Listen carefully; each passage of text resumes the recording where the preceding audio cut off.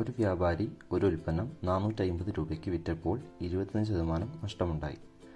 15% ലാഭം നേടാൻ ആ ഉൽപ്പന്നം എത്ര രൂപയ്ക്ക് വിൽക്കണം? ഇതാണ് ഇന്നത്തെ ചോദ്യം. ഇങ്ങനെയുള്ളൊരു ചോദ്യം കണ്ടാൽ ലാഭവും നഷ്ടവും വരുമ്പോൾ നമ്മളെപ്പോഴും ഇത് 100%, 100ൽ നിന്ന് വേണം, എന്ത് കാര്യമായിരിക്കും 100 ഈ 100ൽ നിന്ന് വേണം അത് ചെയ്യാൻ. ഈ 100ൽ നിന്ന് ചെയ്യുമ്പോൾ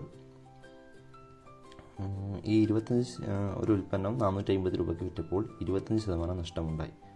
25% നഷ്ടമുണ്ടായി എന്ന് പറയുമ്പോൾ 100%ത്തിൽ നിന്ന് 25% കുറക്കുമ്പോൾ 75% വരും. ഈ 75%, അത് 450 രൂപയ്ക്ക് വിറ്റപ്പോൾ 25% നഷ്ടമുണ്ടായി. അപ്പോൾ അയാൾക്ക് കിട്ടിയത് 75%, 450 രൂപയ്ക്ക് വിറ്റപ്പോൾ കിട്ടിയത്.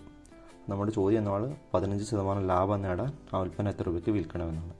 15% ലാഭം നേടാൻ എന്ന് പറഞ്ഞാൽ ഈ 100%ത്തിൻ്റെ കൂടെ 15% കൂട്ടിയാൽ 115% ലാഭം. അപ്പോൾ 115% ലാഭം എന്നിട്ട് എത്ര വിൽക്കണം എന്ന് നോക്കാം. അപ്പോൾ ഇങ്ങനെ ക്രോസ് മൾട്ടിപ്പിൾ ചെയ്യുക. അപ്പോൾ 450 × 115 ഡിവൈഡ് ബൈ 75. ഉത്തരം